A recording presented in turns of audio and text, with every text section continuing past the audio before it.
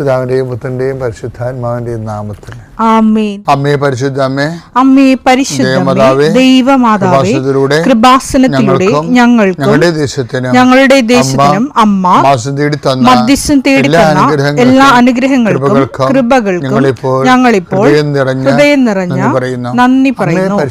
അമ്മേ പരിശുദ്ധമ്മേ, ദൈവമാതാവേ, 2004 ഡിസംബർ 7 ഉച്ചകഴിഞ്ഞ് 2:30 കൃപാസനത്തിൽ സംഭവിച്ച അമ്മയുടെ പ്രത്യക്ഷപ്പെടലിനെക്കുറിച്ച് തിരുസഭയ്ക്ക് സമർപ്പിച്ചിരിക്കുന്ന പഠനരേഖകളുടെ മേൽ സഭാത്മകമായ പഠനം ആരംഭിക്കുവാൻ ഞങ്ങൾ പ്രാർത്ഥിക്കുന്നു.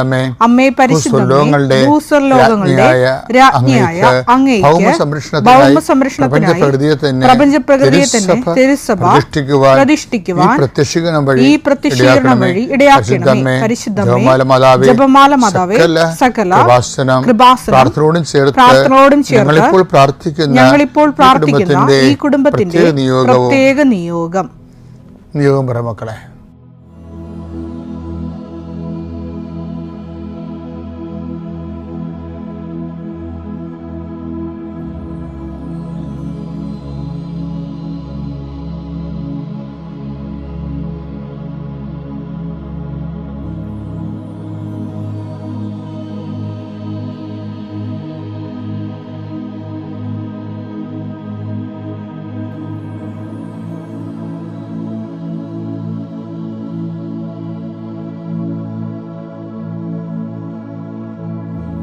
അമ്മയുടെ പ്രത്യക്ഷീകരണത്തിന്റെ ഈ അനുഗ്രഹവേളയിൽ ഞങ്ങൾക്ക് സാധിച്ചു തരുവാൻ കനിയണമേ. ആമേൻ. കർത്താവേ, ഈ പ്രഭാതത്തിൽ അങ്ങയുടെ നാമം വിളിച്ച് അപേക്ഷിക്കുന്നു. അങ്ങയുടെ നാമം വിളിച്ച് അപേക്ഷിക്കുന്നു. ഒരു മകൻ പോലും ഒരു മകൾ പോലും കർത്താവ് ലജ്ജിക്കാൻ ഇടയാക്കല്ലേ എന്ന് പ്രാർത്ഥിക്കുന്നു. കർത്താവേ, നിന്റെ തിരിച്ചുവരെ ഓർത്തുകൊണ്ട് പ്രാർത്ഥിക്കുന്നു. നിന്റെ തിരുവിലാല മുറിവിനെ ഞങ്ങൾ ഈ പ്രഭാതത്തിൽ കുമ്പിട്ട് ആരാധിച്ചുകൊണ്ട് പ്രാർത്ഥിക്കുന്നു. കർത്താവേ, ഞങ്ങൾക്ക് വേണ്ടി ക്രൂശിക്കപ്പെട്ടവനെ, ഞങ്ങൾക്ക് വേണ്ടി തിരുവിലാൽ മുറിവേറ്റവനെ, കർത്താവേ, ഞങ്ങൾക്ക് വേണ്ടി മുൾക്കട ചൂടിയവനെ, കർത്താവേ, നിന്റെ നാമം വിളിച്ചപേക്ഷിക്കുന്ന ഈ ഭാരപ്പെട്ട മക്കള്, കർത്താവേ, ഇന്ന് ഏറ്റെടുക്കേണ്ട ഉത്തരവാദിത്തങ്ങള്, അധ്വാനിക്കുന്നതിനും ഭാരം വഹിക്കുന്നതിൻ്റെയൊക്കെ വരിക ഞങ്ങൾ ആസ്പിക്കാൻ നടത്തിയ കർത്താവേ, നിന്റെ ആശ്വാസം അക്ഷരാർത്ഥത്തിൽ ഈ പ്രാർത്ഥന കൊണ്ട് അങ്ങനെ മക്കളെ അനുഭവിക്കാൻ ഇടയാക്കണം പ്രാർത്ഥിക്കുന്നു. ഏത് കാര്യത്തിന് വേണ്ടിയാണോ, ഏത് കാര്യത്തിന് വേണ്ടി അങ്ങനെ മക്കൾ ഇപ്പോഴും ഭാരപ്പെട്ടിരിക്കുന്നത്, ആ വിഷയത്തിന് കർത്താവ് ഇന്ന് രാത്രി 7 മണിക്കുള്ളിൽ ഒരു പരിഹാരം ഉണ്ടാകാൻ വേണ്ടി പ്രാർത്ഥിക്കുന്നു. ആ സാമ്പത്തിക വിഷയമാകാം, കോടതി കേസാകാം, വസ്തു വിൽപ്പനയോ വാങ്ങലോ ആകാം, അല്ലെങ്കിൽ പ്രതീക്ഷിച്ചുകൊണ്ടിരിക്കുന്ന കത്താകാം, അല്ലെങ്കിൽ ഒരു ഇമെയിലാകാം, അല്ലെങ്കിൽ ഒരു അനുവാദമാകാം. എന്താണ് ഈശോ തടഞ്ഞു നിർത്തിയിരിക്കുന്നത്? ആ തടസ്സമെല്ലാം 39 വർഷം ഞാൻ അർപ്പിച്ച കൃപാനയുടെ യോഗ്യതയാൽ കൃപാസ്ഥാനത്താരെ ജീവനോടെ പ്രത്യക്ഷപ്പെട്ട പരിശുദ്ധയുടെ മാധ്യസ്ഥത്തില് ഈശോ നാമത്തിൽ മാറിപ്പോകട്ടെ എന്ന് കൽപ്പിക്കുന്നു. രോഗികള്, പീഡിതര്, മനപ്രയാസമുള്ളവര്, കുടുംബം തകർന്നുകൊണ്ടിരിക്കുന്നവര്, മക്കളെ ഓർത്ത് വേദി കൊള്ളുന്നവര്, വീടില്ലാത്തവര്, വഴിയില്ലാത്തവര്, കർത്താവ്, അവർക്കെല്ലാം കർത്താവേ നിന്റെ സാധ്യത നൽകിയ പുതിയ വഴി അവരെ കൊണ്ട് തന്നെ കണ്ടുപിടിക്കുന്നതിന് വേണ്ടി കർത്താവ് നീ അവരെ സഹായിക്കണം പ്രാർത്ഥിക്കുന്നു. സമീപസ്ഥരും വിദൂരസ്ഥരുമായ മക്കളെ, പല മക്കളുടെ ചില ഫോൺ വിളികൾക്ക് ശേഷം, ചില കാര്യങ്ങൾ അറിഞ്ഞതിന് ശേഷം അതുകൊണ്ട് വേദനിക്കുന്ന മാതാപിതാക്കന്മാരുടെ ദുഃഖങ്ങളെ കർത്താവിന്റെ തിരുസന്നിധിയിലേക്ക് ഏൽപ്പിച്ച് പ്രാർത്ഥിക്കുന്നു. ദൈവമേ, മക്കളില്ലാത്തവരെ, ഗർഭശിശുക്കൾക്ക് വൈകല്യം ഉണ്ടെന്ന് സ്കാനിങ് റിപ്പോർട്ട് വന്നവര്, അവിടെ വയറിൽ കർത്താവ് നീ ഇപ്പം നിന്റെ തിരുവാർന്ന വലതുകരം വെക്കണമെന്ന് പ്രാർത്ഥിക്കുന്നു. മക്കളില്ലാത്ത ഉദരങ്ങളിൽ കർത്താവ് നിന്റെ കൈകൾ വെച്ചുകൊണ്ട് കർത്താവ് അവർക്ക് കുഞ്ഞുങ്ങളെ നൽകി അനുഗ്രഹിക്കണം പ്രാർത്ഥിക്കുന്നു. പീഡിതരെ, സാമ്പത്തിക ബാധ്യത വിഷമിക്കുന്നവരെ, കേസ് അകപ്പെട്ടിരിക്കുന്നവരെ, ഭീഷണിക്ക് വന്നിരിക്കുന്നവരെ, ഓരോരുത്തരും ഡേറ്റ് പറഞ്ഞതിന് ശേഷം കർത്താവ് അത് പാലിക്കാൻ പറ്റാത്ത രീതിയിൽ വലിയ വിക്ഷോഭങ്ങളിലേക്കും പോകുന്നവർ, അതിൻ്റെ മാനസിക സമ്മർദ്ദം അനുഭവിക്കുന്നവരെ കർത്താവിൻ്റെ കരുണ അവിടെ സാധിക്കുകയും അതിനെല്ലാം അതിജീവിക്കാനുള്ള പുതിയ മാർഗങ്ങളെ കർത്താവ് കണ്ടുപിടിക്കുകയും കർത്താവ് ധൈര്യമായിരിക്കുക ഞാൻ നിന്നോട് കൊണ്ടുവന്നളിച്ച കർത്താവിൻ്റെ സാന്നിധ്യം അനുഭവിക്കാൻ ഇടയാകാൻ കൃപാസനത്താറെ ജീവനോടെ പ്രത്യക്ഷപ്പെട്ട പരിശുദ്ധ അമ്മയുടെ കരങ്ങളിലേക്ക് നിന്റെ കുടുംബത്തെ ഞാൻ ഏൽപ്പിച്ചുകൊണ്ട് പിതാവിൻ്റെയും പുത്രൻ്റെയും പരിശുദ്ധ നാമത്തിൽ നിന്നെ ആശീർവദിക്കുന്നു. വിശ്വാസ പ്രമാണം. സർവശക്തനായ പിതാവും ആകാശത്തിന്റെയും ഭൂമിയുടെയും സൃഷ്ടാവുമായ ദൈവത്തിൽ ഞാൻ വിശ്വസിക്കുന്നു. അവിടുത്തെ ഏകപുത്രനും ഞങ്ങളുടെ കർത്താവുമായ ഈശോമിശിഹായിലും ഞാൻ വിശ്വസിക്കുന്നു. ഈ പുത്രൻ പരിശുദ്ധാത്മാവിനാൽ ഗർഭസ്ഥനായി കന്യകാമറിയത്തിൽ നിന്ന് പിറന്ന് പൊന്തിയോസ് പീലാത്തോസിന്റെ കാലത്ത് പീഡകൾ സഹിച്ച് കുരിശിൽ തറയ്ക്കപ്പെട്ട് മരിച്ച് അടക്കപ്പെട്ട് പാതാളങ്ങളിൽ ഇറങ്ങി മരിച്ചവരുടെ ഇടയിൽ നിന്ന് മൂന്നാം നാൾ ഉയർത്ത് സ്വർഗത്തിലേക്ക് എഴുന്നള്ളി സർവശക്തിയുള്ള പിതാവായ ദൈവത്തിന്റെ വലതുഭാഗത്തിരിക്കുന്നു. അവിടെ നിന്ന് ജീവിക്കുന്നവരെയും മരിച്ചവരെയും വിധിക്കുവാൻ വരുമെന്നും ഞാൻ വിശ്വസിക്കുന്നു. പരിശുദ്ധാത്മാവിലും ഞാൻ വിശ്വസിക്കുന്നു. വിശുദ്ധ കത്തോലിക്കാ സഭയിലും പുണ്യവാന്മാരുടെ ഐക്യത്തിലും പാപങ്ങളുടെ മോചനത്തിലും ശരീരത്തിന്റെ ഉയർപ്പിലും നിത്യമായ ജീവിതത്തിലും ഞാൻ വിശ്വസിക്കുന്നു. ആമേൻ. സ്വർഗ്ഗസ്ഥനായ ഞങ്ങളുടെ പിതാവേ, അങ്ങയുടെ നാമം പൂജിതമാകണമേ. അങ്ങയുടെ രാജ്യം വരണമേ. അങ്ങയുടെ തിരുമനസ് സ്വർഗത്തിലെ പോലെ ഭൂമിയിലുമാകണമേ. അന്നു വേണ്ടുന്ന ആഹാരം ഇന്ന് ഞങ്ങൾക്ക് തരണമേ. ഞങ്ങളോട് തെറ്റ് ചെയ്യുന്നവരോട് ഞങ്ങൾ ക്ഷമിക്കുന്നത് പോലെ ഞങ്ങളുടെ തെറ്റുകൾ ഞങ്ങളോടും ക്ഷമിക്കണമേ. ഞങ്ങളെ പ്രലോഭനത്തിൽ ഉൾപ്പെടുത്തരുതേ, തിന്മയിൽ ഞങ്ങൾ രക്ഷിക്കണമേ. ആമേൻ. നന്മ നിറഞ്ഞ മറിയമേ, സ്വസ്തി. കർത്താവ് അങ്ങയുടെ കൂടെ സ്ത്രീകളിൽ അങ്ങ് അനുഗ്രഹിക്കപ്പെട്ടവളാകുന്നു. അങ്ങയുടെ ഉദരത്തിൻ ഫലമായി ഈശോ അനുഗ്രഹിക്കപ്പെട്ടവനാകുന്നു. പരിശുദ്ധ മറിയമേ, തമ്പുരാന്റെ അമ്മേ, പാപികളായ ഞങ്ങൾക്ക് വേണ്ടി ഇപ്പോഴും ഞങ്ങളുടെ മരണസമയത്തും തമ്പുരാനോട് അപേക്ഷിക്കണമേ. ആമേൻ. എൻ്റെ പ്രിയപ്പെട്ടവരെ, നിങ്ങളെപ്പോഴും കേൾക്കുന്ന ഒരു വചനമാണ്. പക്ഷേ കൃപാസനത്തിൽ നിന്ന് അത് പറയുമ്പോൾ അതിന് വേറെ ഒരു ട്വിസ്റ്റിങ് വരും മിക്കവാറും. എന്താ പ്രശ്നം വെച്ചാൽ ഇന്ന് ധ്യാനിപ്പിച്ചപ്പോഴേ നമ്മുടെ ജെറമിയയില്ലേ, ജെറമിയ 2:13, എന്തെന്നാൽ എൻ്റെ ജനം രണ്ട് തിന്മകൾ പ്രവർത്തിച്ചു. ജീവജലത്തിന്റെ ഉറവയായ എന്നെ അവർ ഉപേക്ഷിച്ചു. ജലം സൂക്ഷിക്കാൻ കഴിവില്ലാത്ത പൊട്ടക്കിണറുകൾ കുഴിക്കുകയും ചെയ്തു. ഇത് സാധാരണ ആഭിചാരം, കൂടോത്ര മന്ത്രവാദം, അതുപോലെ തന്നെ മറ്റു തരത്തിലുള്ള വിശ്വാസങ്ങൾ, ഇങ്ങനെയൊക്കെയുള്ള കാര്യങ്ങൾ എക്സ്പ്ലെയിൻ ചെയ്യാൻ വേണ്ടിയാണ് ചില ധ്യാനവേദികളിലൊക്കെ നമ്മളിത് കേൾക്കുന്നത് എപ്പോഴും. അതിൻ്റെതായിട്ടുള്ള അർത്ഥങ്ങളാണ്, കാര്യം കുഴപ്പമൊന്നുമില്ല. പക്ഷെ അതല്ല വിഷയം. നമ്മൾ പൊട്ടക്കിണറെ കുഴിക്കുന്നതല്ല പ്രശ്നം. അതായത് ഇതെല്ലാം ഈ നമ്മുടെ ഒന്നാമത്തെ കൽപ്പനയുമായിട്ട് ലിങ്ക്ഡാണ്. ഒന്നാമത്തെ കൽപ്പന എന്താ? പുറപ്പാട് 20:2, അടിമത്തത്തിന്റെ ഭവനമായ ഈജിപ്തിൽ നിന്ന് നിന്നെ പുറത്തു കൊണ്ടുവന്ന ഞാനാണ് നിന്റെ ദൈവമായ കർത്താവ്. ഞാനല്ലാതെ വേറെ ദേവന്മാർ നിനക്കുണ്ടാകരുത്. ഇതുമായിട്ട് ലിങ്ക്ഡാണ്. ഏത്? നേരത്തെ പറഞ്ഞ ജെറമിയ 2:13. എന്താണ്? ജീവന്റെ ഉറവയായി എന്നെ അവർ ഉപേക്ഷിച്ചു, പകരം പൊട്ടക്കിണറുകൾ കുഴിച്ചു. ഇത് ഒരു ജന്മം ധ്യാനിക്കാനുണ്ട വിഷയമാണ്. കാര്യം ഇതിനകത്ത് വരുന്ന ഒരു ഏറ്റവും വലിയ പ്രോബ്ലം, ഈ പകരം, ദൈവത്തിന് പകരം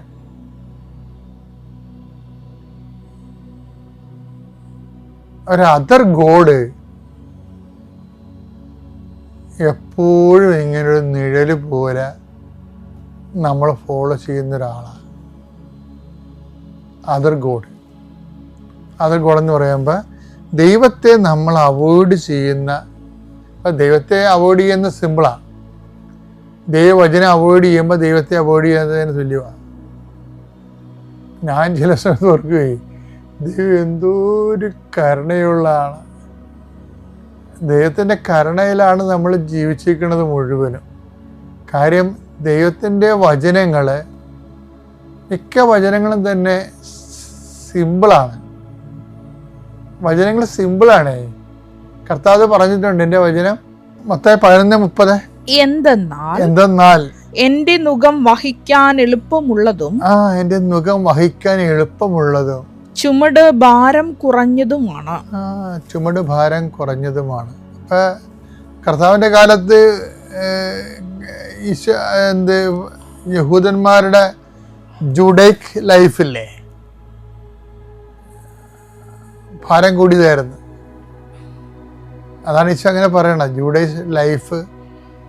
ജൂഡൈക് യഹൂദന്മാരുടെ ജീവിത രീതികളും പിന്നെ റബികള് ദൈവത്തിൻ്റെ കൽപ്പനകൾ തന്നെ ഓരോരുത്തരും വ്യാഖ്യാനിച്ച് അത് വചനം പാലിക്കാൻ പറ്റാത്ത അവസ്ഥ കൊണ്ടുപോയായിരുന്നു. അതാണ് ഈശോ അത് പറയുന്നുണ്ട്, നിങ്ങൾ ദുർവാഹമായ ചുവടുകളെ. മത്തായി 23:4 അവർ ഭാരമുള്ള ചുമടുകൾ മനുഷ്യരുടെ ചുമലിൽ വെച്ചു കൊടുക്കുന്നു, സഹായിക്കാൻ ചെറുവിരൽ അനക്കാൻ പോലും തയ്യാറാകുന്നുമില്ല. റബിനിക് ലോ അതിൻ്റെ ഇന്റർപ്രിട്ടേഷൻസും ആചാരാനുഷ്ഠാനങ്ങളും എല്ലാം ഓരോരോ കാലം തോറും ജീവിക്കാൻ ബുദ്ധിമുട്ടിലാക്കുമ്പോൾ ഉണ്ടാകുന്ന പ്രശ്നങ്ങൾ എന്താണെന്നറിയാമോ? നിസ്സാര പ്രശ്നങ്ങളൊന്നുമല്ല. തന്ത്രപരമായിട്ട് ഒരു ദൈവ സംവിധാനത്തിനെ ഒരു പറ്റം ആൾക്കാർ ഹൈജാക്ക് ചെയ്യണതാണ് കാണുന്നത്. വെച്ചാൽ ഒരു മതത്തിൻ്റെ സത്യങ്ങളെ എന്തുമാത്രം സങ്കീർണമാക്കുന്നുവോ അപ്പോഴതനുസരിച്ചുകൊണ്ട് ഒരു പണിയില്ലാതെ ഇത് മാത്രം നോക്കിക്കൊണ്ടിരിക്കുന്ന ജീവിതവുമായിട്ട് മൽപ്പിടുത്തം നടത്തേണ്ടി വരാതെ ജീവിക്കുന്ന ആൾക്കാരില്ലേ, അവരെ സംബന്ധിച്ചിടത്തോളം മാത്രമേ വചനം പാലിക്കാൻ പറ്റത്തുള്ളൂ എന്നുള്ള സാഹചര്യം ഉണ്ടാകും. നാട്ടിൽ നടക്കുന്ന കഴുതവണ്ടിക്കാരനും മത്സ്യത്തൊഴിലാളിക്കും മറ്റുള്ള കഠിനമായി ജീവിച്ച് രാത്രിയും പകലും ജോലി ചെയ്താലേ ജീവിക്കാൻ പറ്റത്തുള്ളൂ എന്നുള്ള ആൾക്കാർക്ക് ഇത് പാലിക്കാൻ പറ്റാതെ വരും. ഇത് യഹൂദന്മാരുടെ ഇടയിലും വന്നു, ഇന്ത്യയിൽ നമ്പൂതിരിമാരുടെ ഇടയിലും വന്നു, നമ്പൂതിരി വെച്ച ബ്രാഹ്മിൺസിൻ്റെ ഇടയിലും വന്നു. അപ്പം അത് വെച്ചാൽ ഒരു ന്യൂനപക്ഷ മതത്തിൻ്റെ ദൈവത്തെ തന്ത്രപരമായിട്ട് ഹൈജാക്ക് ചെയ്യണതാണ്. അതിൻ്റെ ഭാഗമായിട്ടാണ് ഈ വലിയ ഭാരം നിയമങ്ങളെ പെരുക്കിയും വ്യാഖ്യാനിച്ചും ദൈവത്തെ പ്രാപിക്കണമെങ്കിൽ പറ്റാത്ത രീതിയിൽ ആക്കി തീർക്കും. അതാണ് ഈശോ പറയണത്, നിങ്ങൾ വലിയ ഭാരം ജനങ്ങളുടെ മേൽ കെട്ടിയേൽപ്പിച്ചു എന്ന് പറഞ്ഞിട്ട് ഈശോ പറയും, ഞാൻ ആ ഭാരം ലഘുവാക്കുകയാണ്. ആ ഭാരം ലഘുവാക്കുന്നതല്ല, എൻ്റെ മുഖം മധുരവും ഭാരം ലഘുവുമാണ്. അവിടെ എന്താണ് ഭാരമുള്ളത്? ഒരു ഭാരമില്ല. ഞാൻ നിങ്ങളെ സ്നേഹിച്ച പോലെ നിങ്ങൾ പരസ്പരം സ്നേഹിക്കണം. അപ്പം സ്നേഹിക്കണമെന്നുള്ള ഒറ്റ സംഭവത്തിൽ ഈശോ ഇതെല്ലാം കൊണ്ടുവന്ന് ഒതുക്കും. ഇനി ആരെങ്കിലും ആരാണ് എൻ്റെ സ്നേഹിതനെന്ന് ചോദിച്ചാൽ അപ്പോൾ സമരക്കാരൻ്റെ കഥ കൂടി പറഞ്ഞിട്ട് കർത്താവ് സ്നേഹത്തിൻ്റെ സാർവജനീനത ഏറ്റവും കൂടുതൽ സഹായം എത്തുന്ന രീതിയിലേക്ക് അതിനെ ക്രമീകരിക്കും. സിമ്പിളായിട്ടാണ്. അപ്പോൾ ബേസിക്കായിട്ട് മൗലികമായിട്ട് സ്നേഹമാണ്. അതുകൊണ്ട് ഈ മാർപ്പാപ്പമാരൊക്കെ കരുണയെക്കുറിച്ച് പറയുന്നതിൻ്റെ കാരണം ശരിക്കും പറഞ്ഞാൽ സ്നേഹത്തിൻ്റെ തന്നെ ഏറ്റവും ഉദാത്തമായ രൂപമാണ്. കാര്യം സ്നേഹം എന്ന് പറയുമ്പോൾ നമുക്ക് ഈ കരുണയ്ക്കും സ്നേഹത്തിനും തമ്മിലുള്ള ഒരു വ്യത്യാസം എന്ന് പറയുന്നത്, കരുണ നമ്മൾ ഒന്നും പ്രതീക്ഷിക്കാതെ പൂർണ്ണമായിട്ട് അങ്ങോട്ട് കാണിക്കണതാണ്. അതിൻ്റെ അകത്ത് ഒന്നുമില്ല പ്രതീക്ഷിക്കാൻ. ആ ദൈവം നമ്മോട് കാണിച്ചതാണ്. സ്നേഹമാകുമ്പോൾ സ്വാഭാവികമായിട്ട് എൻ്റെ അതൊരു ബയലാറ്റർ ഒരു റെസിപ്രോക്കലായിട്ടുള്ള ഒരു സ്നേഹം കൊടുക്കുന്നവർക്ക് എപ്പോഴും സ്നേഹം കിട്ടണമെന്ന് ഉള്ള ഒരു ആഗ്രഹം അജ്ഞാതമായെങ്കിലും അവബോധ മനസ്സിലെങ്കിലും കാണും. അത് ഒരു മനുഷ്യപ്രകൃതിയാണ്. കരുണയ്ക്ക് അതൊന്നുമില്ല. കരുണ നമ്മൾ അങ്ങോട്ട് കാണിക്കുന്നതാണ്. ഇപ്പം ഞാൻ പറയണത് കുറേശ്ശെയായിട്ട് നമ്മൾ ഇത് എല്ലാവരുമൊക്കെ മനുഷ്യർക്ക് ചെയ്യുന്നുണ്ട്. പറഞ്ഞ് അവസാനിപ്പിക്കാൻ ഉദ്ദേശിക്കുന്നത്, എൻ്റെ മുഖം മധുരമാണെന്ന് ഈശോ പറയണില്ലേ, ഭാരം ലഘുവാണെന്ന്. അപ്പം ഭാരം ലഘുവാണെന്ന് പറയുമ്പോൾ ഇപ്പം നമുക്ക് മനസ്സിലാവും. ഇപ്പം ലൈറ്റ് വെയിറ്റായിട്ടത് എന്തുമാത്രം സാധനമാണ്. പണ്ടൊക്കെ നമ്മൾ ഇസ്തിരി എടുത്ത് 10 കിലോ ഉള്ള തേപ്പോട്ടിയുടെ അകത്ത് ചിരട്ടക്കല്ലൊക്കെ മുട്ടി അത് പൊക്കി പിടിച്ച് കുറച്ച് എന്ത് ആയാസത്തിനാണ് തുണി തേക്കണത്. ആ സമയത്ത് ഇപ്പോഴെന്താ പറ്റണത്? ഇപ്പോൾ ഓൺലൈനിൽ മേടിക്കുന്ന തേപ്പൊട്ടി കൊണ്ട് ചുമ്മാ ഇങ്ങനെ ചൂട് അഴയിലിട്ട് തേച്ചുകളെ. അപ്പം ഭാരം ലഘുവായി, സിമ്പിളായി, ലൈറ്റ് വെയിറ്റായി. അപ്പം ലൈറ്റ് വെയിറ്റ് ഇപ്പം പറഞ്ഞാൽ മനസ്സിലാകത്ത ശരിക്കും. അപ്പം ഭാരം ലഘു എന്ന് പറയുമ്പോൾ ഇതിൻ്റെ അന്തസത്യം എന്ന് പറയണത്, നമ്മൾക്ക് കർത്താവിൻ്റെ ഏത് കൽപ്പനയും പാലിക്കാം, അനോയിൻറ്റിങ് കിട്ടിയാൽ മതി. അതാണ്. അല്ലാതെ നമുക്ക് കർത്താവിൻ്റെ ഏത് കൽപ്പനയും പാലിക്കാം, പാപമില്ലാതെ ജീവിക്കാം. അതൊക്കെ വലിയ ഭാരമുള്ള പരിപാടികളില്ല. പക്ഷെ എന്താണ്, ഇതിൻ്റെ അനോയിൻറ്റിങ് കിട്ടണം. എപ്പോഴും നിങ്ങൾ നിശബ്ദ ധ്യാനത്തിലെങ്കിലും അനോയിൻറ്റിങ്ങിന് വേണ്ടി പ്രാർത്ഥിക്കണം. ഇപ്പോൾ പാപം ചെയ്യാതിരിക്കാനും പുണ്യത്തിൽ പുരോഗമിക്കാനും എപ്പോഴും നമുക്ക് വേണ്ടത് ഇതിനെ ലഘുവാക്കുന്ന അനോയിൻറ്റിങ്. ആ ദൈവസ്നേഹം കൂടി വരുമ്പോൾ അനോയിൻറ്റിങ് താനേ വരും. അതിന് മുമ്പ് തന്നെ അവൾ പോയി ഒരു മെഡിക്കൽ ചെക്കപ്പ് നടത്താമെന്ന് കരുതി പോയി. അവിടെ പോയി ഒരു അൾട്രാസൗണ്ട് ചെയ്തപ്പോൾ അവളുടെ യൂട്രസിൽ വലിയ ഒരു മുഴ 9.5 mm. അത് ഉടനെ തന്നെ ആ അൾട്രാസൗണ്ട് ചെയ്തവർ പറഞ്ഞു, അതിനെ ഉടനെ തന്നെ ഗൈനക്കോളജിസ്റ്റിനെ കാണണം, സീരിയസ് ആണ്, എത്രയും വേഗം അത് ഓപ്പറേഷൻ ചെയ്യണമെന്ന്. അവൾ ഗൈനക്കോളജിസ്റ്റിനെ കണ്ടു. ആ മുഴ ഓപ്പറേഷൻ ചെയ്ത് കളഞ്ഞു. അവൾ ആ വിസയ്ക്ക് അപ്ലൈ ചെയ്തില്ലായിരുന്നെങ്കിൽ അത് അറിയുമായിരുന്നില്ല. അവർക്ക് യാതൊരു അസുഖങ്ങളും തോന്നിയിരുന്നുമില്ല. അങ്ങനെ ആ വിസ ക്യാൻസലായെങ്കിലും അവളുടെ ജീവൻ അതിൽ നിന്ന് രക്ഷപ്പെട്ടു. അവൾക്ക് ആ ഓപ്പറേഷൻ എമർജൻസിയായി ആ ഓപ്പറേഷൻ ചെയ്യുകയും അത് ആ മുഴ നീക്കം ചെയ്യുകയും ചെയ്തു. രണ്ടാമത് വീണ്ടും വിസയ്ക്ക് അപ്ലൈ ചെയ്തു. അപ്പോഴും ഉടനെ തന്നെ കൊറോണ സ്റ്റാർട്ടായി. അതിനാൽ ആരും പോകാൻ സമ്മതിച്ചില്ല. അപ്പോൾ എല്ലാവരും പറഞ്ഞു, നീ BSc നേഴ്സിംഗ് പഠിച്ചവളല്ലേ, നീ പോയി ഒന്നുകൂടി IELTS എഴുത്, നല്ല സ്കോർ കിട്ടിയാൽ നിനക്ക് നേഴ്സായി തന്നെ ജോലി ചെയ്യാമല്ലോ എന്ന് പറഞ്ഞ് എല്ലാവരും അവളോട് പറഞ്ഞു. അവൾക്ക് പേടിയായിരുന്നു. എങ്കിലും അവൾക്ക് ധൈര്യം കൊടുത്ത് മാതാവിൻ്റെ ഈ ലോക്കറ്റ് അവളുടെ കൈവശം കൊടുത്ത് അവൾ പോയി IELTS എഴുതി. അവൾ IELTS നല്ല സ്കോറോടുകൂടി പാസ്സായി. അതിനുശേഷം അവൾ UK പോകുവാൻ എല്ലാം വിസയ്ക്ക് അപ്ലൈ ചെയ്തു. അതെല്ലാം ശരിയായി. 5 പൈസ ലക്ഷങ്ങൾ കടം വാങ്ങി പോകാനിരുന്ന അവൾക്ക് 5 പൈസ പോലും മുടക്കാതെ UK നേഴ്സായി തന്നെ പോയി ജോലി ചെയ്യുവാൻ മാതാവ് അനുഗ്രഹിച്ചു. ഇപ്പോൾ അവൾ UK പോയിട്ട് 1.5 മാസമാകുന്നു. അങ്ങനെ ഈ അനുഗ്രഹങ്ങളെല്ലാം ദൈവം തന്നിരിക്കുന്നു.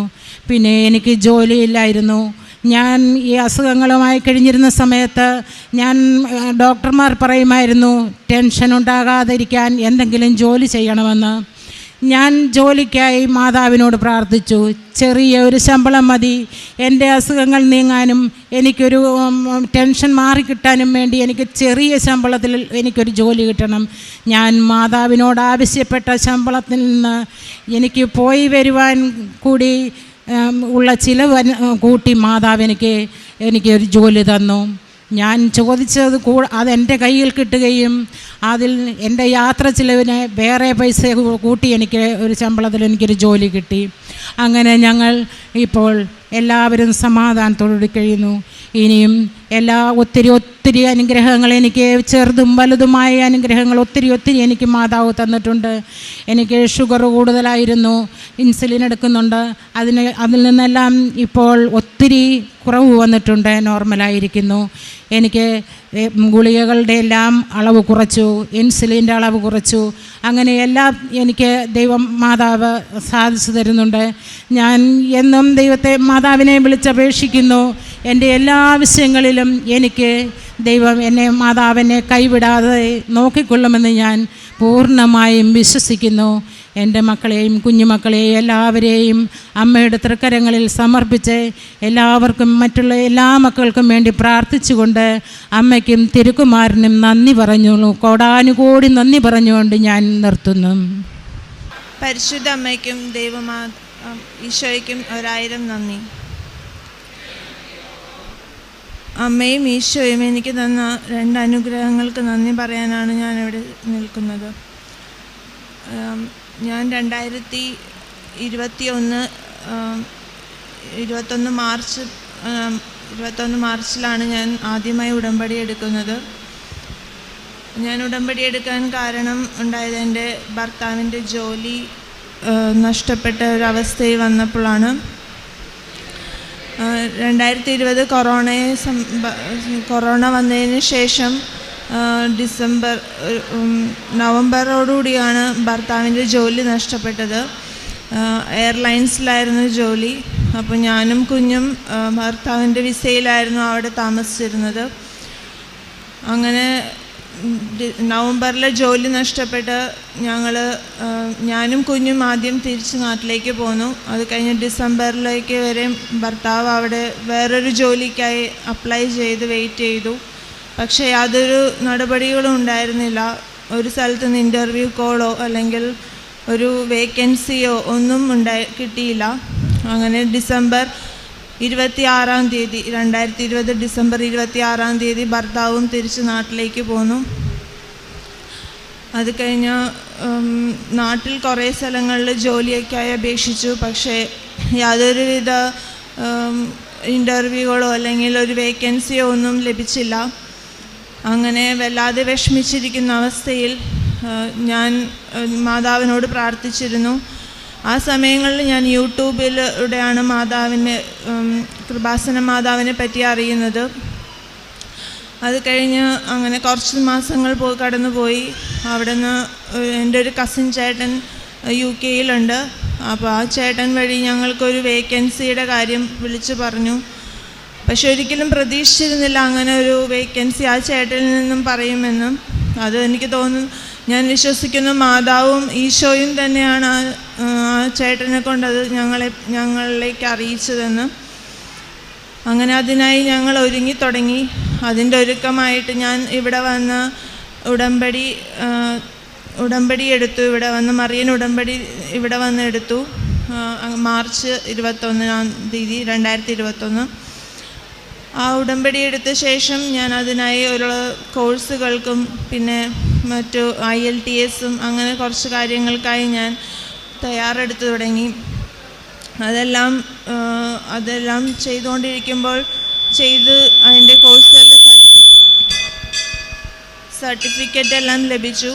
അതിനുശേഷം വിസയ്ക്കായുള്ള കാര്യങ്ങൾക്കായി ചെയ്യാമെന്നുള്ള ഇതെടുത്തു.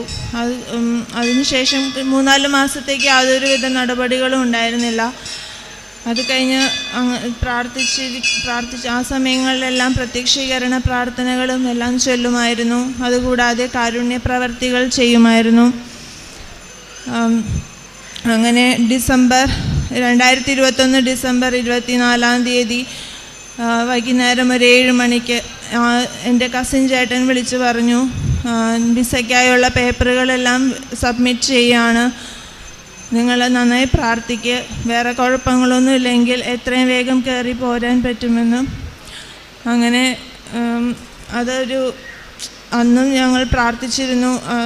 അതായത് 25 ഈശോ ജനിച്ചൊരു സന്തോഷ വാർത്ത അറിയിച്ച പോലെ ഞങ്ങൾക്കൊരു സന്തോഷ വാർത്ത അറിയാൻ ഞങ്ങളെ അനുഗ്രഹിക്കണമെന്നും.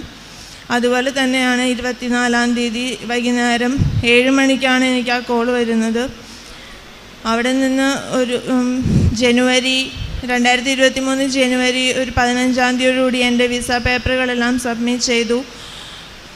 2 ആഴ്ചയ്ക്ക് ശേഷം വിസയ്ക്കുള്ള എല്ലാ ഇതുകളും സാങ്ഷനായെന്ന് പറഞ്ഞു എനിക്ക് മെസ്സേജ് വന്നു. അതിനുശേഷം ഞാൻ ഇവിടെ വന്ന് പ്രാർത്ഥിക്കുകയും എൻ്റെ ഉടമ്പടി പുതുക്കുകയും എല്ലാം ചെയ്തു. അത് കഴിഞ്ഞ് മാർച്ച് 12-ാം തീയതി 2023 മാർച്ച് 12-ാം തീയതി എനിക്ക് ഇവിടെ നിന്ന് പോകാൻ സാധിച്ചു UK-യിലോട്ട്.